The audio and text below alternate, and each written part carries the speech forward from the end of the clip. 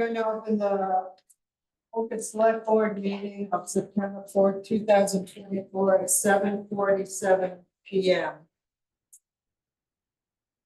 Do you have any adjustments to the agenda? Hearing none, no adjustments. Approve the so I'll take a motion to approve the minutes of August 21st, 2024. Make that motion. Any second? I'll second. Do you have any corrections? Yes.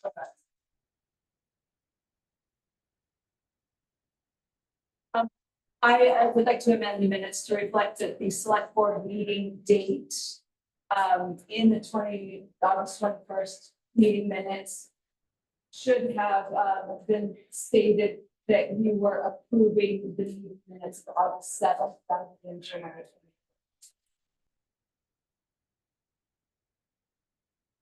We have an amendment. Is anything else?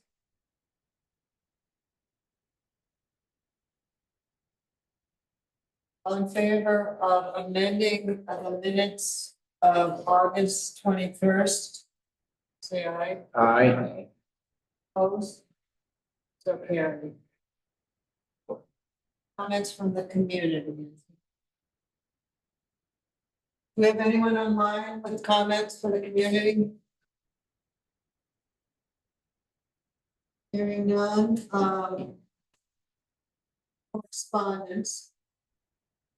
Just wanted to let you know that the Schoolhouse Revitalization Committee was awarded the Village Community Trust Initiative grant from the Trust Historic Preservation Trust in rural Vermont to help with technical assistance in getting the committee set up trust for the schoolhouse.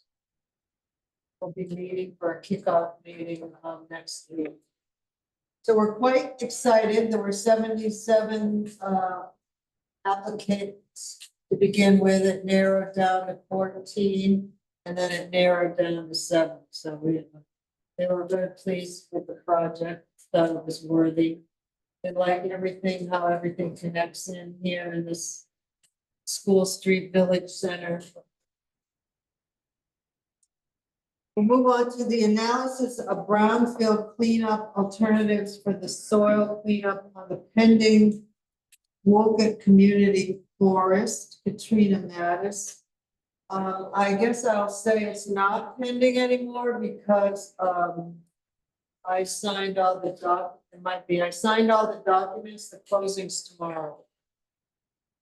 That property. I should say congratulations. Yeah, I'm Katrina Mattias from Stone Environmental. So I'm here to present because the town of Wolcott applied for cleanup funding through Department of Environmental Conservation, and they were awarded those funds, and they're also a grant through Environmental Protection Agencies. So I'm going to share my screen. I have a short presentation to show. Let's see.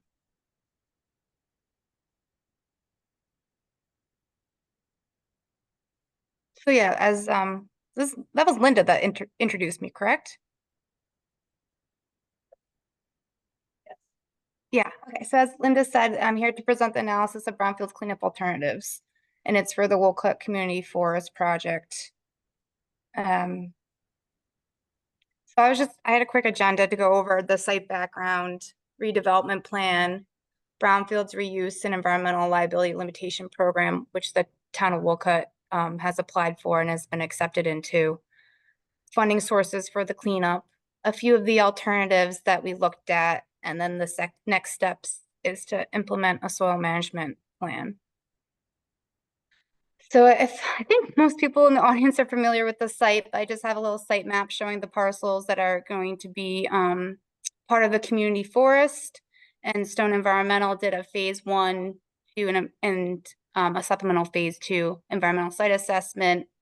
We found one recognized environmental condition. There was a former house site and there was still a pole mounted transformer at that location. The Hardwick Electric Department has removed the transformer. And then we did some soil assessment below the pole, and we found it's pentachlorophenol. It's a heavy-duty wood preservative that was used in the pole. Like I indicated, the town of Wolcott is enrolled in, it's called the BRELA program, is the acronym, and it provides state liability protection for environmental liability.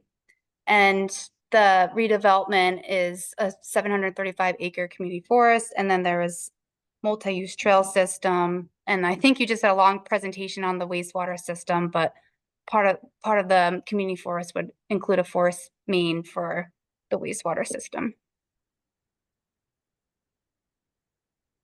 Like I said, there has been some cleanup funding secured to implement soil management, and that cleanup funding is through Vermont DEC and EPA. And since we have federal funding involved, there was a requirement to do analysis of brownfields cleanup alternative, and also we did a community relations plan. Both of those documents are available through the DEC's website, and you would just search for them. A site number, it's 2023-5368. So if yeah, if you're interested in reading those documents. That number? Oh, the number is 2023-5368. So that's the site number that would bring up the Wolcott Community Forest Brownfield site. And all the documents, the phase 1, phase 2, supplemental phase 2, and then the APCA, which is the analysis for brownfields cleanup alternative, and the community relations plan are available through that website. And I should say the site manager from DEC, her name's Caitlin Bain. And yeah, we've been partnering with her and Lamoille County Planning Commission on this project.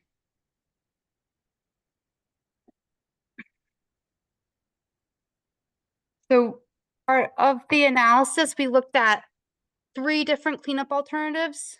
You always look at a no action alternative as a baseline, and we looked at that. Encapsulation of the soil contamination, and then actual removal. And we did some feasibility analysis on it, looking at cost and then effectiveness at actually removing the exposure risk. So the no action alternative doesn't remove the exposure risk, and we decided that wasn't the best solution. We looked at the other 2, which seemed more feasible, was capping and then excavation with offsite disposal. The capping is actually less costly, but one of the funders for the community forest project didn't want to have land use restrictions on the property. So if we were to cap, there would be a land use restriction that would be filed with the land records, and it would essentially say that the cap had to be maintained in perpetuity. So there would be annual inspections of that encapsulation and reporting to the state of Vermont. So yeah, like I said, the funder was not interested in those land use restrictions. Therefore, we looked at pretty much excavation and disposal of this. It's a very small area beneath the utility pole. And then there was just some costs associated with it. No action has no cost. The capping was around $5,000, and excavation disposal is $25,000. So like I said, we selected alternative 3, excavation with offsite disposal. And it was based on the sensitive receptors, removing all sources of contamination under the pole, and then not having to deal with any land use restrictions in the future. So the next steps is actually implement the soil management plan. So right now the soil management plan is being drafted by Stone Environmental and will be submitted to the state DEC and EPA for review. And pretty much it's just included, this is a 10 by 10 foot excavation around the former pole. I know there's an old logging road that we'd have to improve to provide site access, and we would track out a small excavator to the site. And then it's probably only 1, maybe 2 truckloads of soil to bring to I'm working with a facility in Loudon, New Hampshire that will incinerate the soil and then reuse it for, I think they reuse it for base underneath asphalt. So, or for mixing with asphalt. So yeah, that was the solution that we selected as the cleanup. And next slide was just if anyone from the audience had any questions. We go back to that previous slide. Yeah, I think I can go back. So is there a little round circle there? Yeah, it's just it's like the orange hatched area. So this here shows that we did delineation. We did 10-foot step outs in each cardinal direction of pentachlorophenol. We didn't find the U values on this means it's non-detect the reporting limit. So we didn't find any contamination, any of the soil samples we collected besides the SB5 location. So it's really isolated where the pole Wondering contacted. where within the forest this pole was. It looks like to me, it's up in back of the school. Is that true? That's where it looks like it was. Yeah, so I think from BT 15, it's now like an overgrown logging road. You can access the pole. I don't know if you can see my cursor. There's an old road that goes this direction. And this area was it was a camp or small home site. So that's why they had the transformer servicing their building at this location. And I think like when they raised the home site, they forgot about the pole and the transformer. Curious. Thank you. Does the board have any questions on? Katrina, could you email me the copy of your slides? Yes. It's select, or I can email you actually, my email. Okay. Yeah, I probably have it. Is it just select admin at wolcott.org? Select board admin. Okay. Thank you. When is this gonna take, you're gonna remove the soil? We plan to do it September 30th. So the plan is being submitted to DEC EPA this week. And then after their review, we have a contractor. It's Calkins Excavating out of Danville to remove the soil. And it's only gonna take one day. It's gonna be very quick. Curious. And then after that, we're gonna do some confirmation sampling to make sure all the contamination was removed and then restore the small area. It's just gonna be grass. And so you'll have removed all the hazards, so we won't get one of those letters that we have to report or anything, because there's nothing wrong. Correct. After the soil's removed, there's a completion report that's submitted to the state. And then since the town is enrolled in the BRELA program, you would receive a certificate of completion, which is the certificate is filed with the land records, and then it gives the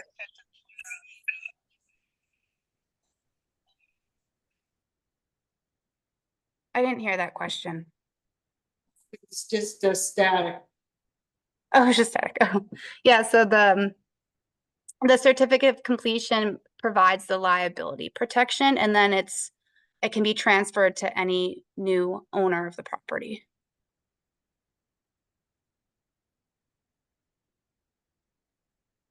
Anyone else have any questions? Thank you very much Yeah, thank you. for doing this work. Stay coming late. Yes. Have a great night, everyone. Thank you. You too.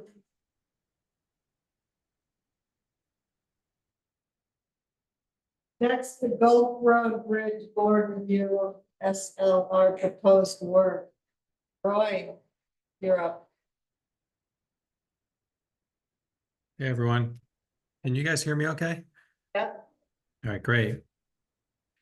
So my name is Roy Schiff. I'm a water resource engineer with SLR Consulting, and I'm joined by my coworker, Monica Quinn, who's a structural engineer with SLR Consulting. There's Monica. And we're here to talk about the bridge. We're working with the Lamoille County Planning Commission and the town on the preliminary design for the Gulf Road Bridge replacement. Some previous work indicated it's a bit undersized. It's got some structural issues. And so we're starting the design process before the bridge further deteriorates. Maybe I'll share my screen to have a look at the bridge. And then we just wanted to talk for a few minutes about get your thoughts on the structure. Can you all see my screen okay? Yep. Okay, great. So you all know that Gulf Road comes off North Wolcott Road and crosses the Wild Branch, and that's the bridge we're talking about. And I thought the easiest way to do this is to take a little driving tour down Gulf Road, approaching the bridge. And so here's the approach on the paved lane, and the bridge narrows down. And Monica's going to review some of the specifics about the bridge dimension. My focus is making sure the bridge opening fits for the Wild Branch. There's a bunch of ledge in this area, and you can see the bridge narrows down. We cross over it, heading towards the south, back to Route 15. And yep, looks like we might be out of pictures, but right in the distant ground, the road turns to gravel. And so these pictures are recent because we wrote dig safe on them not too long ago. And one of the key things we really wanted to talk to you about is the dimensions that you all are interested in of the bridge and the width. And the reason is that Lamoille County Planning Commission, there's a lot of FEMA money and hazard mitigation money floating around right now, and they are considering applying for a design grant and possibly even construction grant. So they've asked us to prepare an initial concept of what the bridge could look like and a cost estimate to facilitate that grant application. And we need a couple pieces of fundamental information: how many lanes, how wide's the structure, will it be pedestrian, what do the guardrails look like, and so on, so we can get a ballpark cost. So Monica, maybe I'll turn it over to you to maybe just talk about the dimensions and the travel setting right now, and we can kind of hear from the select board on their thoughts. Yeah. So right now the bridge itself is a one-lane bridge, and the road constricts pretty obviously at the approach to it. Everyone can hear me okay, right? Yep. Okay, good. Yeah. This is, when in our site visits, we did notice pedestrians, bicyclists, and we did speak to all the adjoining landowners. And we do know that this road is used for recreational use as well. So we didn't know if it was prudent for the community to have a safe area, dedicated pedestrian or bicyclist lane. We also, if it needs to be upgraded to 2 lanes, that's something that we'd want to know. With the speeds in this area and it being so close to the intersection, and in talking with the landowners, it seems like the 1 lane is a good fit. And maybe just some better signage and, keep those speeds slow. Yeah, as you can see, the guardrail is, nothing much to look at, but it does its job. So we didn't know if the aesthetics of that were going to play into the design as an element as well. Obviously, if it's pedestrians, you kind of want something taller that would be just more friendly to walkers and bikers and up to code. So yeah, we would like some input on that. It seems, based on the existing conditions and the landowners that, you know, we're leaning towards keeping it one lane. And we can go with or without a pedestrian area. I actually have a couple sketches I can share real quick.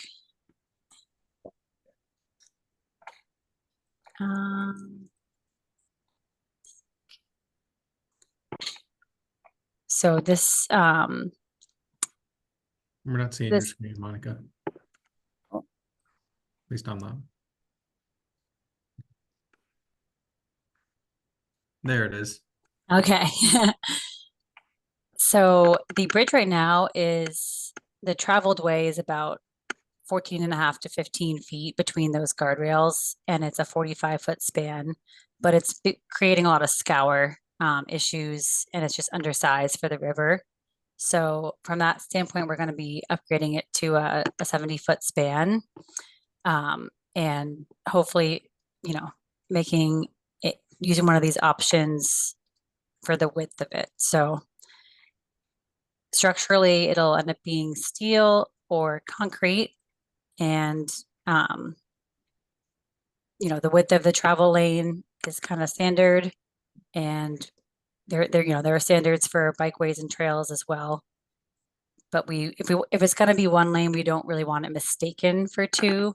So another option would be to have a kind of a curbing for that that more sidewalk kind of area, and then we'd have to transition that back onto the gravel road.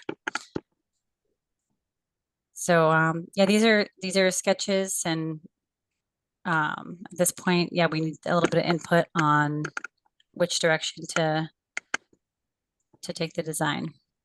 And Monica, we also talked about an at-grade pedestrian or bikeway that would have some sort of visual indicator separating. Oh, like you have in the top there, yeah. Yeah, it's hard. I didn't put a plan view of that, but there definitely could be, you know, marking, striping, Like a bump in the you know, road. rumble, yeah, a little something more subtle. You know, of course, I know, you know, plows are going to have something to say about that. And that's a little bit more maintenance to keep up with the striping and make sure that it's really visible if people are going to, you know, be safe on the bridge. And these are typical VTrans combination bridge and pedestrian rails. Yeah, they're a little bit taller, more robust, and obviously like crash tested for bridges. Awesome. Options are, a single lane with added pedestrian on it. Or a double lane. What else do we have? Or a single lane. Single lane, yeah. Or just a single lane? What's the average lifespan of a bridge, you know, with this design? Are we talking about a 50-year bridge, 100-year bridge, More like 75 or 100. 75 to 100? I think it would be a mistake to restrict that road to a single lane for 75 to 100 years. It would be a mistake. Yeah, I certainly do. I mean, as Wolcott continues to grow, I think the traffic on that road will increase.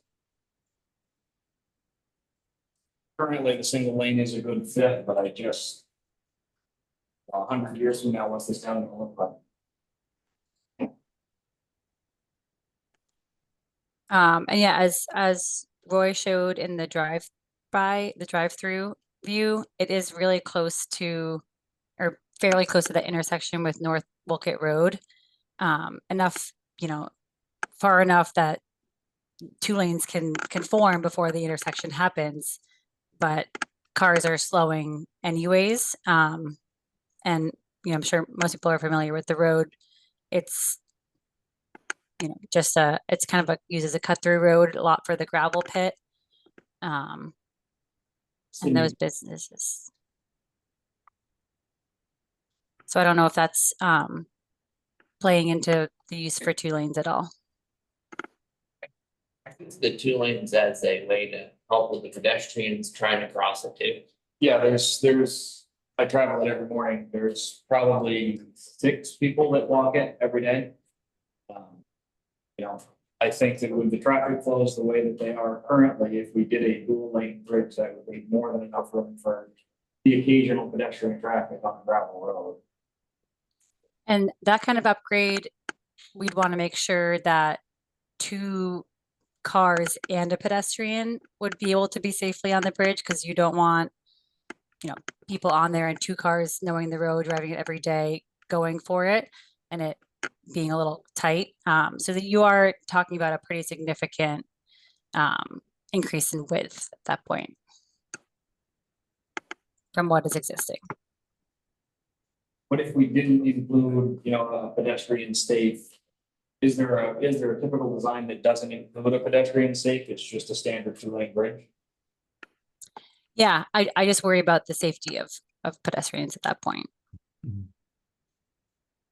Yeah, But that is a possibility. The traffic study really doesn't show that huge of a volume. I believe it was about 300 a day. Yeah, I believe it was about 300, but the projected was quite a bit higher.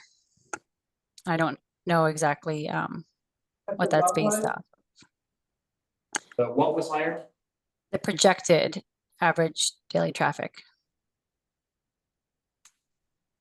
One thing we See heard, that study we did?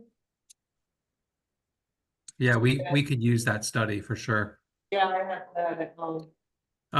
One thing we heard from the landowners was that there were a couple of things that came up. One was the concern that from North Wolcott to the bridge is paved, and then the paving stops pretty abruptly after the bridge. And then there's, I'm blanking on his name, but there's a driveway as you're Yeah. leaving town on the left. Yeah, We thought about extending the pavement. So, well, I guess the idea was that when people come to the 1-lane bridge, they're slowing and accelerating. But I guess also there was some landowner concerns about the quality of Gulf Road, and like if the road would need upgrades to kind of meet a 2-lane bridge. No, he's operating on an inaccurate thing from meeting minutes from, I believe it was 2006. Okay. We've heard from him previously, and everything he's talked about as far as the condition and quality of the road has been proven to be false. Okay.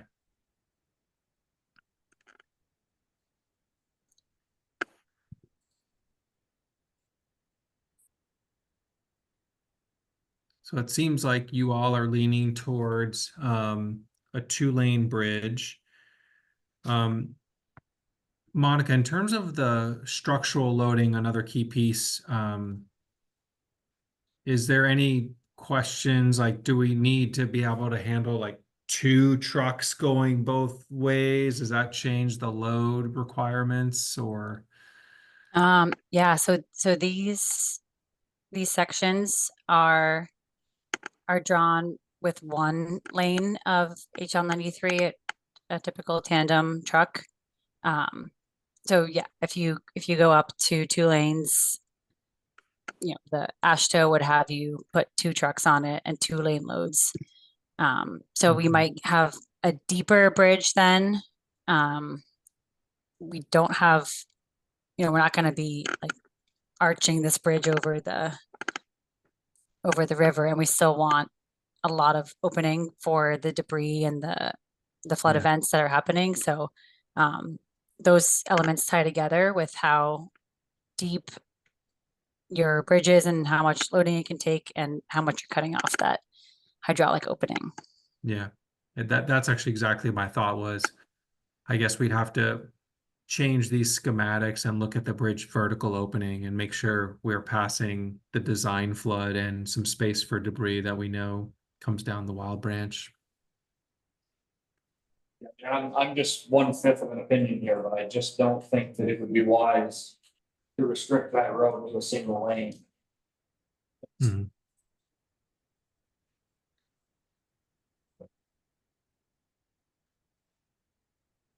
Okay. I don't know what the projected traffic volume is, but it seems like if that's substantially higher than 300, you know, you're gonna want the room for those cars to travel back and forth. And line of sight, if you have a 2 lane, it's a better line of sight. Seeing traffic coming through there if you're a pedestrian too. That's the And best line of sight on, you know, any dirt road where Wolcott is where I'm pointing. Yeah, the line of sight is not really a huge issue at this location. Would improve the 2 lanes. The other element with looking ahead 75 or 100 years is the pedestrian access, because you do have the Lamoille Valley Rail Trail and a lot of gravel biking and a lot of people connecting recreational areas, and I only see that increasing. So if this was going to be a limiting factor for that, What's we the want to know what the feasibility coverage is. of doing a, you know, an add-on later on, if we saw the pedestrian needs grow? Hmm. You know, is there a design that would allow us to add something on the back side of the guardrails? I mean, it's my Yeah. feeling, having grown up around here, it's my feeling that if you put little plastic bollards to delineate between pedestrian and, you know, vehicle traffic, those will become targets for anybody with a four-wheel drive truck. Yeah. Yeah, it might not be super successful. It can be done to add, you know, additional width or some kind of like cantilevering, even a wooden platform with its own guardrail. And that could be used for potentially fishing and other recreation as well. Yeah, I'm just 1/5 of an opinion here, but my feeling is that we really should investigate the 2 lane bridge with the potential to add pedestrian safety, you know, pedestrian exclusive walking. You know, when the traffic volume does reach its projected volumes and when the pedestrian traffic does grow. Right now, the rail trail has been open for what, a year or 2 years, but then it's been promptly closed by flooding, so we really don't know what that's gonna look like long term. And I guess you don't know exactly what the traffic projected long-term will be either, because the road is not very long and there's a very, you know, obvious detour. And in fact, this would be the detour, I guess. It's kind of the cutoff. So I don't know how much, you know, development is being foreseen on Gulf Road with, and how many, or if it's gonna be mostly kind of how it is with scattered farms. For a lot of development There are a few large from landowners. Stoddard, Yeah. you know, it does have potential for some development, but because we had to, take out another bridge, it's created, a hardship, I think, for trucks and stuff to go up the North Wolcott Road. So trucks, it's easier for them to use the Gulf Road, even though it's windy and they go slow. To use that now, which they didn't use before. And I think that was a landowner concern as well with, But you know, not, you know, having that speed check for trucks and them approaching the intersection and kind of, you know, measuring their speed over the bridge kind of improves the quality of life on the road. And definitely if, you know, if the truck traffic is increasing, it does take a toll on your road maintenance as well. does that matter whether you have a 1 lane or 2 lane for a truck?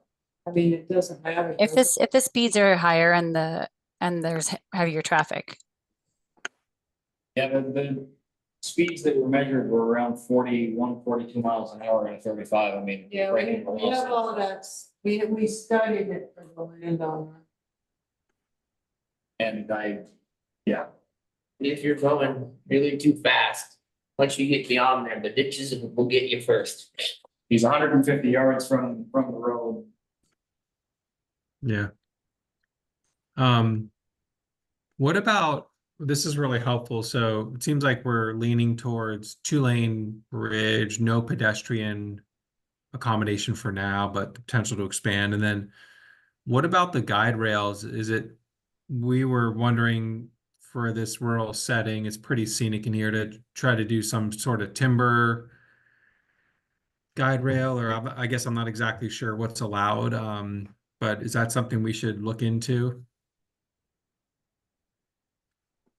I would say yes, I think that it would be, valuable to add as much beauty as we can to a concrete structure. As long as it's safe. I'm sorry, I couldn't really hear that. It cut out for a As long as second. it's safe. Yeah, Did you hear Michael before that? no, I didn't. It cut out the sound. I think that it would be valuable to try and improve the aesthetic and go with a Okay. clear rail if we can. Sounds good.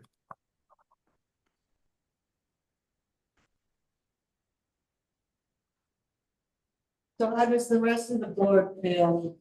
And what they should design, should be 2 lane, 1 lane, do we have, anyone else have a feeling? I personally feel it should be a 2 lane. And then if they can do it by putting a walkway on one side or the other for bicycles or whatever. If it's just planks, so be it. So that would be the additional bikes and pedestrians. That's how the original pony bridge was on our school street. It was found unsafe and we took it off. There's a sidewalk outside the roadway.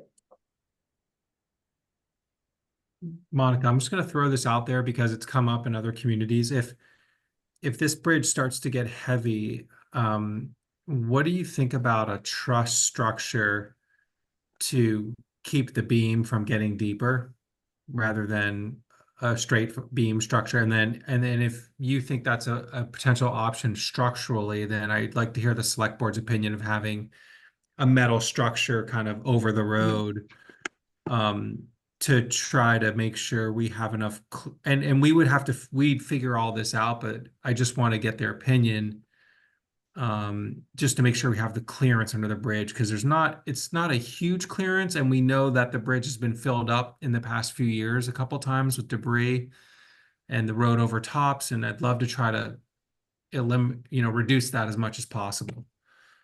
Yeah, you could put a truss in.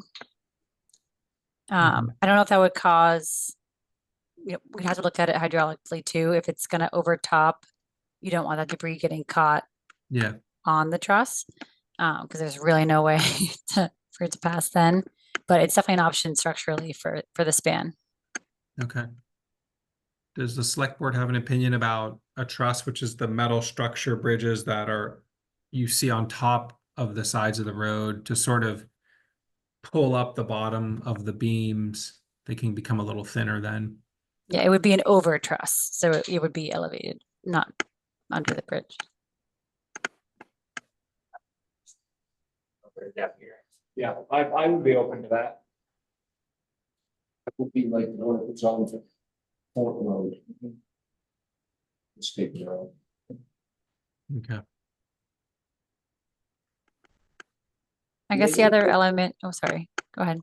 I just was gonna ask Linda, isn't the School Street Bridge, isn't that a truss? Can we go with the truss design on this one? I think it is. I don't recall. It was a trust before. Yeah. I believe. Anyways, yes. Kind of bridges that one in Morrisville, Bridge Street. but bridge, Morrisville, that's a trust. but it doesn't go up. It doesn't walk like it used to. It just goes the sides. I hated it first, but I love It is pretty. it. It is very pretty. Isn't it a trust? Because it's weird. Huh? Isn't the rail trail right over there? It's about. The one, yeah. I think that's across what from all the it, railroad across like use. from it. Yeah, the railroad.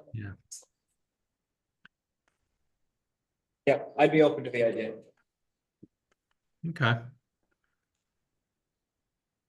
And then the other thing that Rory mentioned a little bit was the paving. We're definitely gonna need to pave the approaches, but extending that, is there any strong opinion on the limits of that? Whatever needs to be done to, make the approaches safe. So you can, it's paved now from North Wolcott Road across the bridge for a little bit. You're suggesting we go a little bit more? Yeah, it's kind of the minimum right now. And then if you go, I mean, the bridge is gonna be 10 to 15 feet past that, so it's gonna extend, 25 feet past that. And then you're almost at the driveway anyways, so, we weren't sure if it made sense to go further. Probably not. It's 'cause of the expensive to driveway. maintain and, being that the town is responsible for driveway aprons and asphalt maintenance. My opinion would be stick with the minimum. Okay. Um, My opinion is it depends on how close it gets to that driveway, because you always know it's horrible when you go from paving to gravel. No matter what you do, it's never good. So if it's right there, I would say go past the driveway. If it's farther back.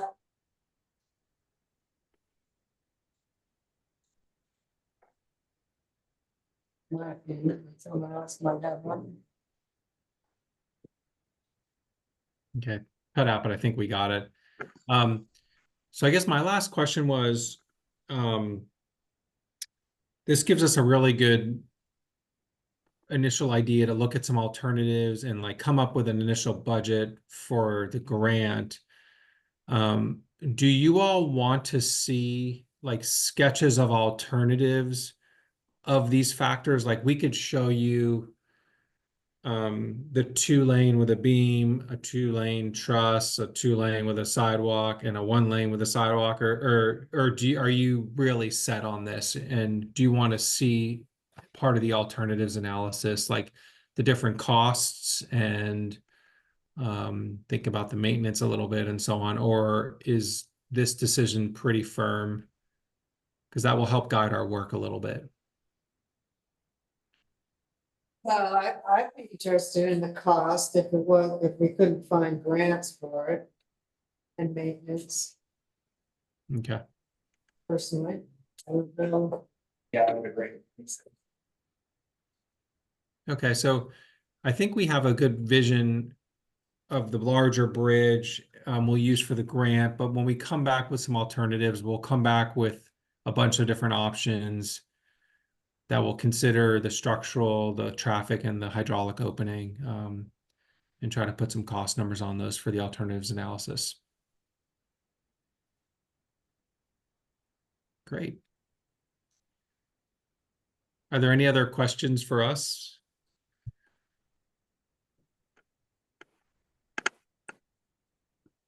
Tonight, but thank you for coming on so late. All right, thanks so much for your time. We'll be in touch. Send you that study. Thank you. I'll email you, okay?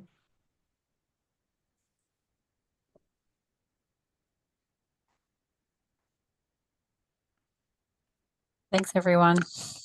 I-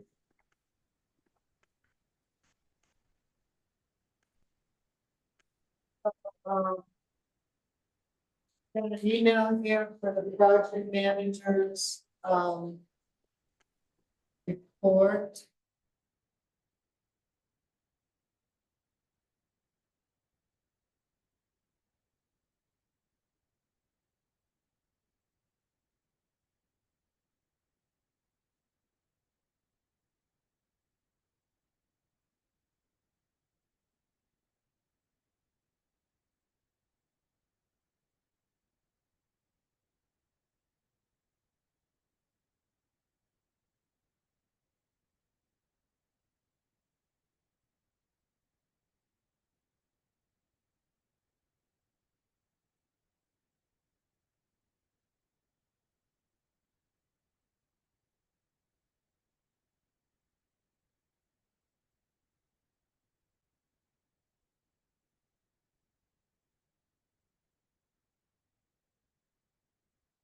Just, anyone have any questions?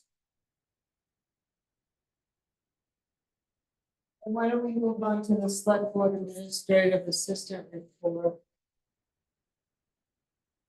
I think this is quite very short, but, Jackie Casino with the Lamoille Valley Rail Trails and Mike Reed reached out, regarding potential interest from the town with the select board in opening up the old depot foundation. I think they want to meet if there's interest. Jackie will meet and kind of do a walking tour. If there's interest, we could move forward. I think, both Tom, Martin, as well as, Mike are interested. So we'll be moving forward with that unless there are objections. I contacted Efficiency Vermont for, looking for grants or rebates to help cover the costs of replacing the fluorescent fixtures with LED bulbs, and I'm waiting to hear back. It's a little bit of time to put that together, but I'm waiting to hear back now from Efficiency Vermont. I attended the Vermont Leagues of Cities and Towns ordinance training, so I learned a bit about municipalities and both enforcing ordinances and creating new ones. They do recommend that each town review their ordinances annually. So, I mean, once things quiet, we can get to that, maybe then we can start to pull out the ordinances, maybe every meeting. Won't get quiet, Michelle. Relative, everything's relative. Oh, maybe quiet. I do know that we need to update our speed. We have some interest in changing some speed limits, reducing them from 35 to 25 on 2 roads. So I've been reviewing, Linda and I have been reviewing those ordinances. We will be doing a walking tour with the Forest Committee and the planning committee next week. I think it's not going to take a lot for we just have to amend our ordinance to drop those particular town roads to 25. The state recommends that you don't go below the 25. It's enforcement. It's 6 years. I'll say what you don't need limits below 25 miles an hour. It's kind of hard to drive. Get a technical too. And I thought that I thought I read somewhere that we needed traffic studies before we could amend. That's where Alec Jones is gonna get back to me. He's gonna get me a contact with the state. Because that's where it's nebulous. Terminology is kind of vague. And I don't think Linda and I can figure it out, and Alec doesn't know either, so he's gonna put us in touch with someone who can help us there. Awesome. I would like to recommend that the select board authorizes the select board administrative assistant as the town of Wolcott, a town of Wolcott enforcement official. With the authority to write civil tickets. We would need to just put that in our meeting minutes, and then that gives me the authority. I have the ability to register with the state, but the select board needs to authorize that ability as well. So what would that mean? That makes things like our drug ordinance and other zoning ordinances, Any ordinance. any ordinance we have, Dogs mostly, probably. you would then be able to write a civil violation that follows state statute and town ordinance. And see that. However Write a ticket, yes. Yeah. It's a civil. I'll make the motion. Second. Any further discussion and appointing Michelle as an authorized agent to sign. And I just amend to the select board assistant. So just as that.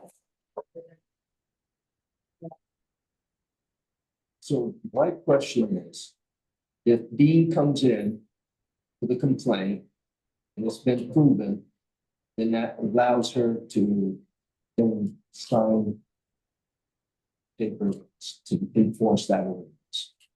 That section of the ordinance, like someone's running at large. She can fill out the ticket and sign it. Nothing's done now. Basically, Well, I don't know who, see Kurt Klein was before the board signing official, authorized official. He's gone. Mine's right there. No, it's in Chicago. Anyway, we have a first and second. Yeah, Yes. we need a second. I'll Yeah, sign just it. that. Okay, all those in favor, Aye. opposed, so carried. Just two more things. I was looking at the lister, we're trying to get a third lister. I think it's a crucial job that we fill, as you all do. We have one candidate interviewing next Tuesday with Tom. Probably sit in. I am proposing that we start the position at $18 an hour with a potential increase after 6 months to $18.50 or $19 an hour with 12 hours a week. I just don't think we're gonna get anybody under that. Previous rate? 60 or 70 people. I'm not even sure if we can start at 18, but I mean, it's negotiable. I would hope that we could have a range between 18 and 20 for negotiable, but that's up to you. Where does that funding come from? Do we looking for that in the budget this year? Well, I'm sure that Deb was making more than 17. We have used thus far for Mr. Salary, from July 1st to date, September 4th, $2,800. The budget is $25,000. And Belinda has assured me that, or told me that we don't ever exceed the Mr. Salary. I know that Tom's been adding extra hours, but I believe it's for zoning. But I know that he's overwhelmed right now and this job has to be filled. If you want to get someone who can grow into, first of all, you're not going to find an actual lister. So, I mean, just to get an assessor in on contract, it's going to be paid $45, $50 an hour. Yeah. So, Are you looking for a motion to approve that? Is that what I'm needing here tonight? I don't know what we need, I just wanted approval. Oh, did we need a motion for that? Yeah, I think, the select board does set people's salaries, so I think that, you know, you're asking for a range between 18 and 20, you know, based on his qualifications. Is that what you're asking? Yes. Yeah, I think the select board should, it should be in the minutes, and now that's good for Belinda and everyone to know what the rate is. There's no confusion. This is for the entry level. In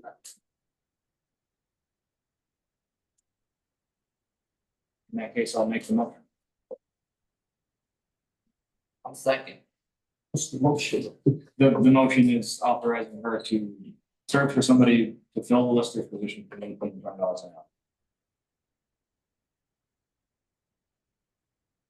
Second, yeah. It's pretty good. Oh, good. Thank God. I'm out of cider. So it's Parity and then who seconded? Um, Alan. All those in favor? Aye. Opposed? So carried.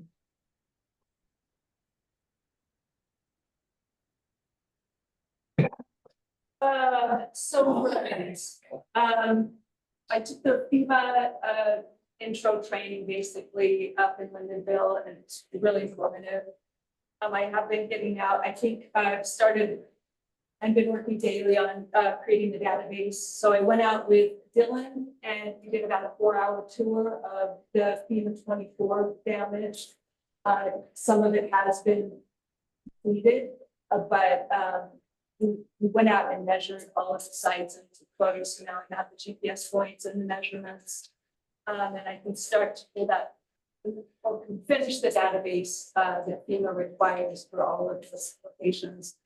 We have the 3 projects, the FEMA projects that we approved, Dylan to get without putting it out to bid, just to go, we took it to gravel. They completed Wolcott Road, they're working on Corley now, they should almost be completed with it, almost done with it. And then they're heading to Gulf Road.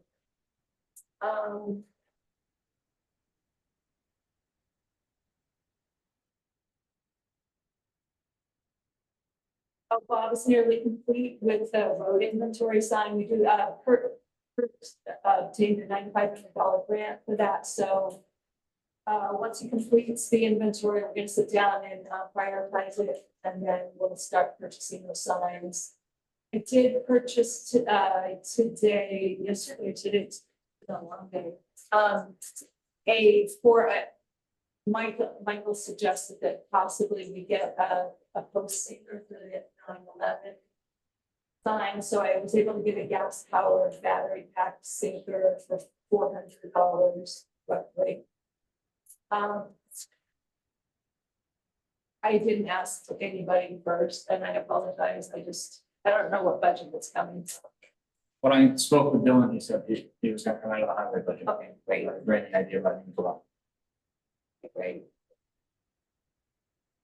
So that allows Chan and Bob to get out certain the 9/11 signs, and then these other signs can be put in with the front loader. I don't think we're gonna have a lot of big signs. 5 to 10, and the rest are just replacing older signs, high reflectivity.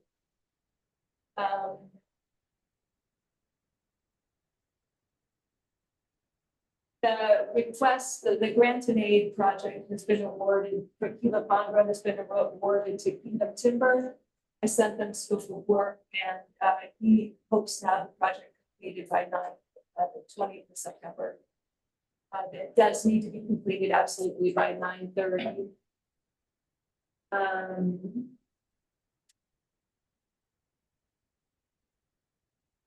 And then Linda and I met with Alex Jones to discuss the roads at the ready contractors, and I think she sent out that information to you that she's pulling together. So we'll work closely with Alec to pull together the request for bids and pull together the contract.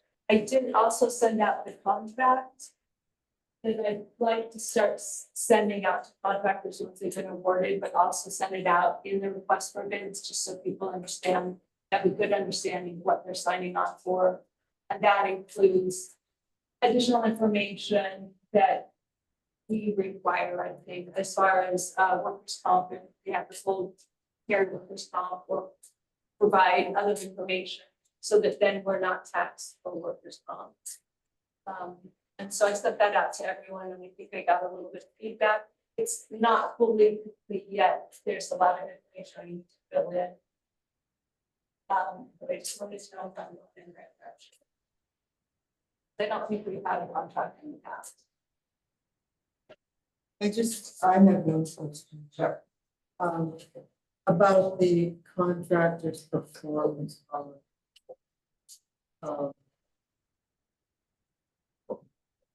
You know anything about that? I mean, is that a bond? I thought you only had those for really big jobs. That's why I have to go in and kind of clean it up. So this is a contract that would be modified.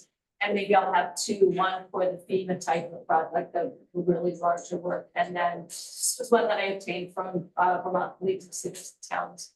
And even the scope of work is kind of designed for maintenance, road maintenance rather than repair.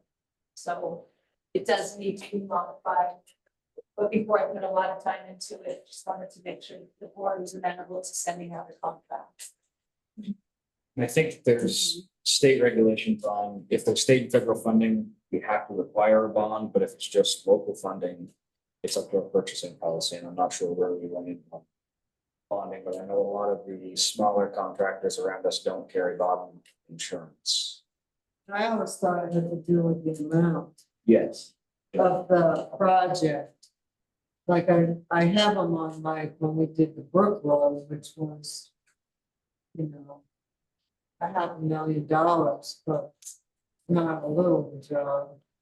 Not even 100. So I tried to do heavy duty stuff with some of these 23 flood contract. I didn't do a contract, but I was told when it was too much, you know, because these were $100,000 projects. So it did require the bond. No, no. So maybe that's, But I think you need to look into it because I'm not clear on it. I'll ask the Vermont League to get to talk to them. Okay. And I'm working on, still in our meeting, our 4-hour drive, people asked me, he wants to bow completely out of the bidding process. And so, I said I would take that over and working on bids right now for Hines Road and West Hill Road, the FEMA repairs. I was able to get, Chris Brunel gave us a permit to work in a Corley, at that little brook at the top of Corley Hill or Corley Road, as well as on West Hill Road. There's a big portion of that brook that Dylan wants to shore up. He's going to do the work himself, but I'm going to receive permission to do the work in both of those areas. And that's on Elmore, I'm sorry, that's on Elmore, East Elmore Road for that area. I'm all over the place, I'm sorry, I'm so tired. Been a long day. Yeah, just like. You're keeping up.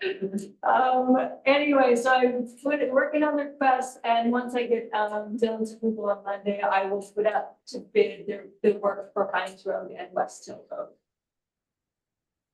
So that's my proposal. The last update on the energy grants we talked about last week. Yes. So we don't qualify for the grant. The grant is going to be issued to people in, I forget the verbiage, high energy need, and we are in moderate energy need. So at this time, we're not eligible. So there you go. But I think at least we know where we need to work. Mhm. And we do put money away for our buildings every year. And the money in our capital reserve fund is actually supposed to go towards that sort of thing instead of all this flooding repair. But I think that we should, you know, maybe not do solar panels, but that we should. Start insulation first. Well, yeah, I think this will be decided, but you know, at some point get a bid or something and. Well, I don't think we should just forget it. if they put in glow-in insulation, then they gotta change the wiring for these lamps. I don't think we talked about. But I don't think we get into specifics of exactly what the installation is. Either way, they shouldn't have to change any of the hardwiring. It should all happen at your device. You just can't spray on the wires. We did that, it was kind of wrong, I know that, but. Be important to know just because we are having just the ballast replaced, not the whole picture.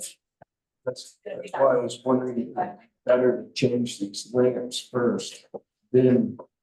If you're gonna put in glow insulation, because if you walk on it, it's gonna back it down and. it's no good. The other thing to consider too is that if you read through the fine tooth comb, the energy audits, it's estimated R20. Nobody actually poked their head up. So this is up there. No one knows.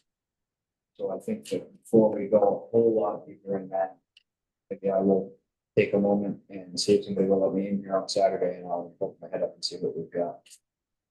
Nolan should know, he went up there. Oh, I think a lot. Oh, well, there you go. You just saved me a trip. What's it like up there? It's between the beams, you have that much fiberglass. And then you have another layer of fiberglass on top. So there's a couple gaps here and there. So we could use those 2 layers of fiberglass are probably going to have flooding in the code currently in residential is R60 on flats. There's a ton of ice buildup, at least out near the entranceway and where you come in horrible. Yeah. So you know something's. I didn't mean we'd do it right away, but I'm just saying, I don't think we should forget them.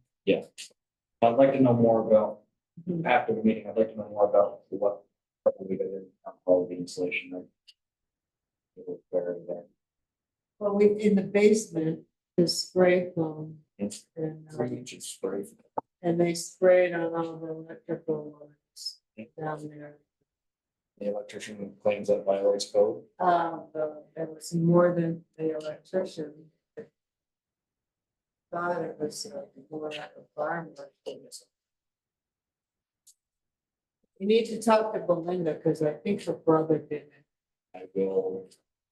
I will ask her. It was quite a while ago, and they had to go in and ship it off. Had to remove a 55-gallon drum of Linseed oil. linseed oil. You don't know what that was down there for.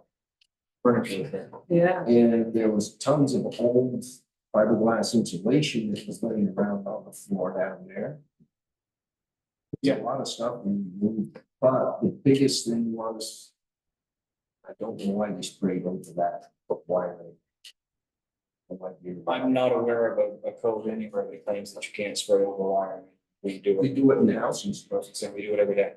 Staple up the wire and we spray it and scrape it off. Belinda, I wasn't such one. I think the only one that would complain would be a contractor that would have to replace the wire. Oh, we will absolutely try it.